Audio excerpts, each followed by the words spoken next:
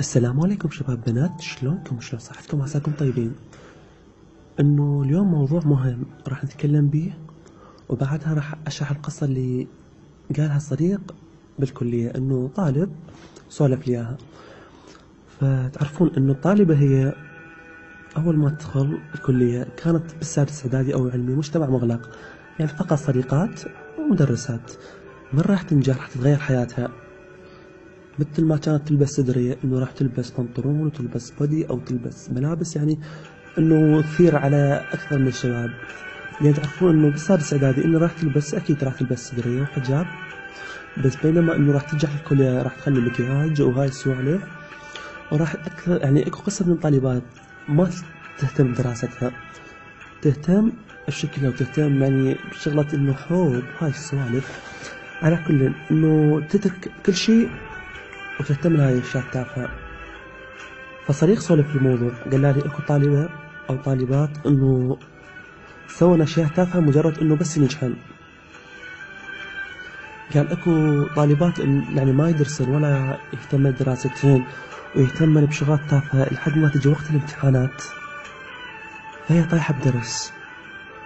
فتروح للأستاذ انه هو شاب، تتوسل بيه، فهو يقول هاي الشغلة تسوي لي اياها، ومجرد انه شغلتين انه تجيني وياي وتسوي هاي الشغلة وتسوي لي هاي الشغلة وراح انجحك بالدرس مقابل اي شيء، انه ما راح الدرس يعني ما راح تهتمي ولا شيء، تعتبرين نفسك ناجحة. فيعني اكو محادثة مشهورة انه هي استاذة تروح للبنات فتكلمها على موضوع، فتقولها الاستاذ يريد من عندك هاي الشغلة هاي الشغلة وراح ينجحك بالدرس مالك ولا تخافين وما يسوي غير شيء وهذا الشيء. فشفتوا انه الاستاذ عبارة عن اب، مع الاسف انه الاب صار شخص يدور اشياء تافهة. احنا كنا نسمع الاستاذ انه يحافظ على الطالبات من كل شر، بس هذا يعود الى قلة اهتمام الاهل، لان تعرفون مرات الطالبة تكون غير محافظة فهي بس تنجح حتى تروح فرحانة فتسوي هذا شيء تافه على حساب نجاحها. بس مع الاسف عليها انه اكثر الاهل موفرين لها ملابس، موفرين لها خط، موفرين لها فلوس، موفرين لها اكل تشتري هناك، موفرين لها ثقة عالية انه موديها من غير محافظة لمحافظة ثانية. بس مع الاسف هي تكسر ثقة الاهل بها.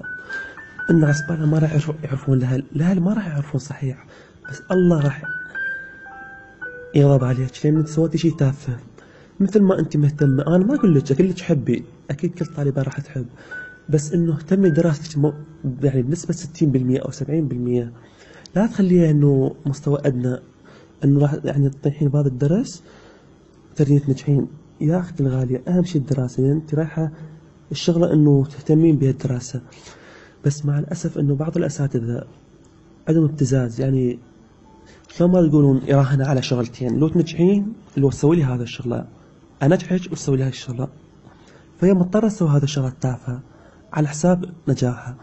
فأتمنى من كل الطالبات انه تنتبه لهذا الموضوع، تهتم بدراستها اكثر شيء وتبتعد عن هاي السلبيات وتشوف الايجابيات. على كل اتمنى من الجميع فاتكم الفيديو، كان معاكم اخوكم فادي الغلا. لا تنسى الاشتراك بالقناة. مع السلامة.